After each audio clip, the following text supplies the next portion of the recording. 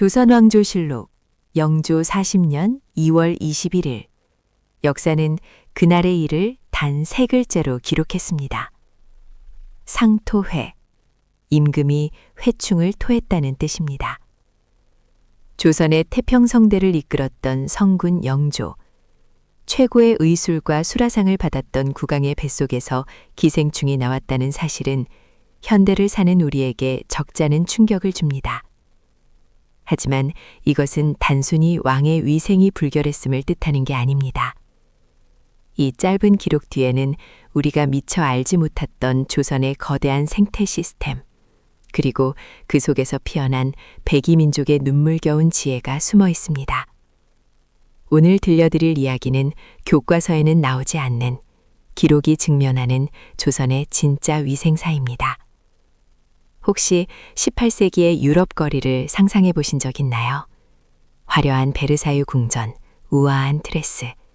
하지만 그 이면에는 길거리마다 넘쳐나는 오물과 악취, 그리고 흑사병 같은 무서운 전염병이 도사리고 있었습니다. 오죽하면 하이힐이 똥을 밟지 않기 위해 발명되었다는 말이 있을 정도니까요. 그런데 같은 시기, 우리 조선의 풍경은 사뭇 달랐습니다.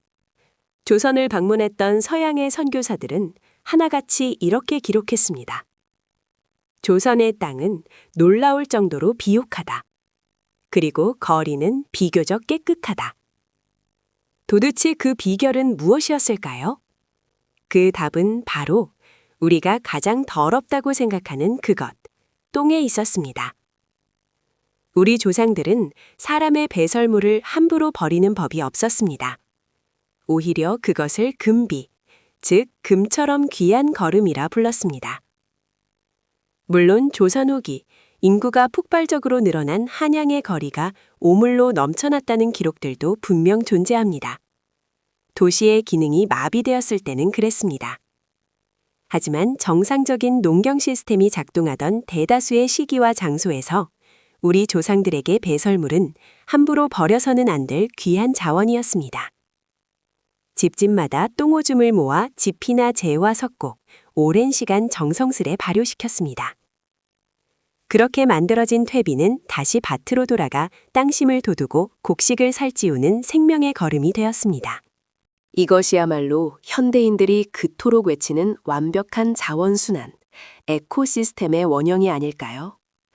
버리면 쓰레기요 오물이 되지만 순환시키면 생명이 된다는 진리를 조상들은 이미 알고 있었던 겁니다. 하지만 빛이 있으면 그림자도 있는 법입니다. 이 완벽한 순환고리에도 치명적인 약점은 있었습니다. 바로 기생충이었습니다. 인분거름을 먹고 자란 싱싱한 배추와 상추, 그 잎사귀 뒷면에는 눈에 보이지 않는 기생충 알들이 붙어 있었고 생채소를 즐겨 먹었던 조선 사람들은 꼼짝없이 감염될 수밖에 없었습니다. 신분의 고하를 막론하고 말입니다. 그래서 내의원에서는 왕의 건강을 위해 빈낭이나 사군자 같은 독한 약재를 처방해야 했습니다. 기록에 따르면 영조 임금은 평생 복통에 시달렸고 수시로 이 쓴 탕약을 드셔야 했다고 합니다.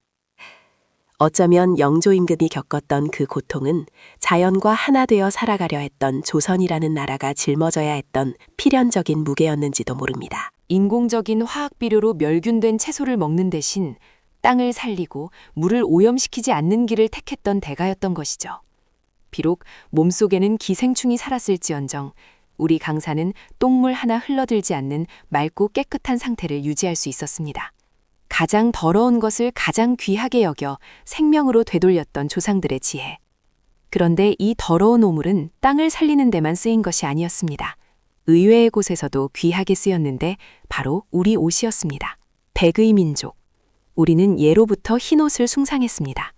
부여의 영고, 고구려의 동맹 때부터 하늘의 제사를 지낼 때면 모두가 흰옷을 입었습니다. 태양을 닮은 광명의 색이자 티 없이 맑은 마음을 뜻했던 백의. 우리는 스스로를 자랑스럽게 백의 민족이라 불렀습니다. 하지만 생각해보면 이상하지 않습니까?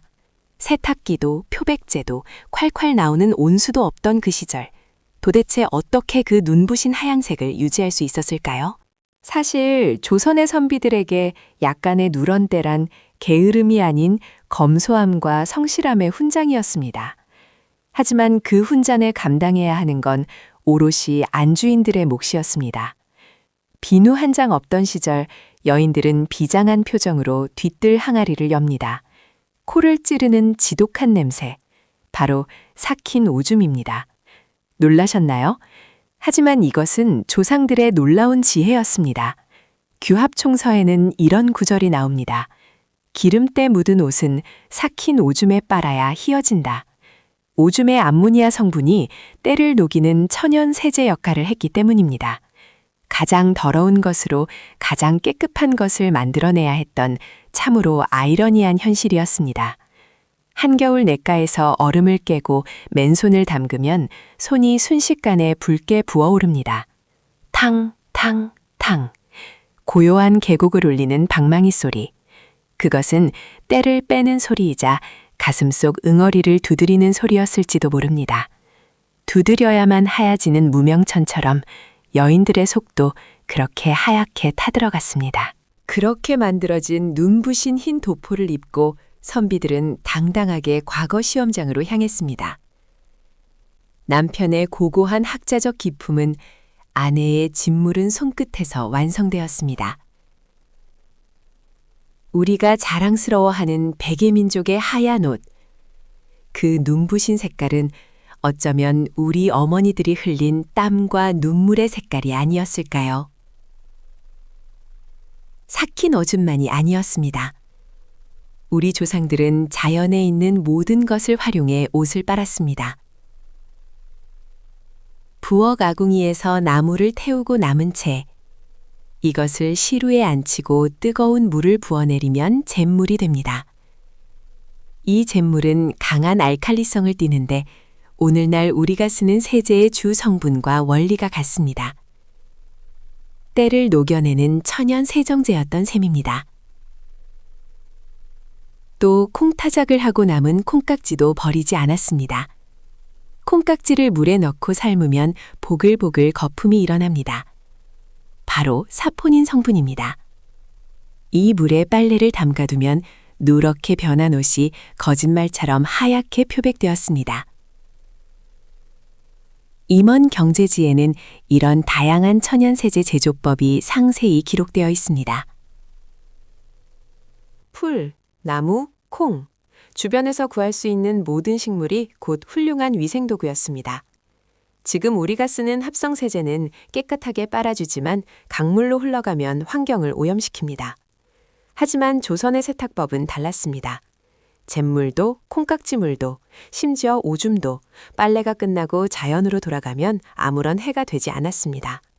오히려 미생물의 먹이가 되고 땅을 살리는 거름이 되었습니다.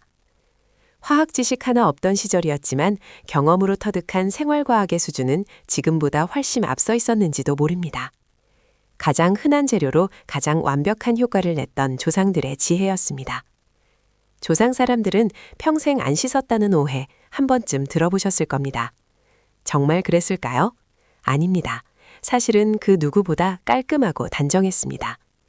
다만 씻는 방식이 지금과는 조금 달랐을 뿐입니다. 당시 유교 사회에서 벌건 대낮에 알몸을 드러내는 건 짐승이나 하는 짓이라 여겼습니다. 그래서 전신목욕은 1년에 단 2번, 단오와 유두절 같은 명절에만 허락된 특별한 행사였습니다. 실제로 조선 왕조실록에는 왕들이 피부병 치료나 요양을 위해 온양행궁으로 온천 행차를 떠났다는 기록이 수없이 등장합니다. 목욕이 치료이자 국가적 행사였던 겁니다. 그렇다면 평소에는 어떻게 씻었을까요? 바로 부분 씻기였습니다. 선비들의 아침은 세수와 양치로 시작되었습니다. 손 씻는 대야, 발 씻는 대야, 뒷물 대야가 엄격하게 구분되어 있었고 소금이나 고운 모래로 이를 닦았습니다. 조선 사람들에게 씻는다는 건 단순히 몸의 때를 벗기는 행위가 아니었습니다. 흐트러진 마음을 다잡고 사람으로서의 예를 갖추는 시작점이었습니다. 매일 아침 찬물에 세수하며 정신을 깨우고 단정한 차림새로 하루를 시작했던 선비들. 그들에게 위생은 곧 인격이자 삶을 대하는 태도였습니다. 횟수가 중요한 것이 아니라 어떤 마음으로 씻느냐가 더 중요했던 조선만의 고품격 위생 철학이었습니다. 신체 발부 수지 부모라 하여 머리카락 한 올도 함부로 자르지 않았던 조상 사람들. 그 긴 머리를 감는 건 지금처럼 매일 할 수 있는 일이 아니었습니다. 자주 감으면 복이 나간다는 통념과 말리는 데 드는 엄청난 시간 때문에 보통 한 달에 한 번 정도 감는 것이 일반적이었습니다. 대신 조상들은 빗질에서 답을 찾았습니다. 바로 참빗입니다. 대나무를 얇게 깎아 만든 참빗은 빗살 간격이 머리카락보다 촘촘합니다. 장인의 손길로 탄생한 이 정교한 도구로 하루에도 수십 번씩 머리를 빗어내렸습니다. 서걱서걱 빗질 소리와 함께 하얀 종이 위로 떨어지는 검은 점들. 바로 이와 석회였습니다. 씻지 못해 생긴 불청객들을 빗질이라는 물리적인 방법으로 제거했던 것입니다. 동의보감에는 머리를 자주 빗으면 풍을 막고 눈이 맑아진다는 기록이 있습니다. 조상들에게 빗질은 단순한 치장이 아니라 혈액순환을 돕고 두피 건강을 지키는 훌륭한 건강관리법이었습니다. 여기에 귀한 동백기름을 발라 윤기를 더했으니 자주 감지 못하는 환경 속에서도 정갈함을 유지하려 했던 그들만의 뷰티 루틴이었던 셈입니다. 보리지 않는 머리카락 속까지 관리했던 섬세함, 그리고 참빗이라는 도구 하나에 담긴 과학적 원리와 미적 감각. 단정하게 빗어넘긴 상투와 쪽진 머리 뒤에는 불편함을 정성으로 극복하려 했던 조상들의 단정한 미학이 숨어 있습니다. 자주 씻지 못하는 환경, 어쩔 수 없이 나는 채취는 어떻게 해결했을까요? 조선의 선비들은 이를 감추기보다 향기를 입는 멋스러움을 택했습니다. 바로 향당입니다. 사양이나 침향, 박하 같은 약재를 넣어 만든 작은 주머니를 옷고름에 차고 다녔습니다. 움직일 때마다 은은한 향이 퍼지게 한 것입니다. 악학괴범에는 향낭의 다양한 디자인과 폐용법이 상세히 기록되어 있습니다. 단순한 장신구가 아니라 조선시대의 필수 에티켓 아이템이었던 겁니다. 선비가 지나갈 때 은은한 향기가 나면 사람들은 저절로 고개를 돌려 그 품격을 다시 보게 되었습니다. 여기서 중요한 건 배려입니다. 자신의 냄새로 남에게 불쾌감을 주지 않으려는 마음. 그것이 바로 선비 정신이었습니다. 은은한 자연의 향으로 채취를 중화시키고 약재의 기운으로 건강까지 챙기는 일석이조의 지혜였습니다. 나보다 남을 먼저 생각하는 마음. 향낭 하나에도 인격과 품위를 담았던 조상들의 멋. 그들은 냄새나는 몸을 부끄러워하기보다 향기로운 인품을 갖추기 위해 더 노력했습니다. 향낭은 조선 사람들이 서로를 대하는 태도, 그 따뜻한 배려의 상징이었습니다. 평소엔 씻기를 그토록 꺼렸던 조선 사람들이지만 예외적으로 누구보다 깨끗하게 매일 몸을 씻던 순간이 있었습니다. 바로 간절한 소원이 있을 때 행하던 목욕제계입니다. 제사를 지내거나 비를 빌거나 혹은 자손을 얻기 위해 기도를 드릴 때 조상들은 찬물로 몸을 씻으며 마음의 때까지 씻어내려 했습니다. 중요한 제사를 앞둔 선비는 3일 전부터 술과 고기를 멀리하고 몸가짐을 조심했습니다.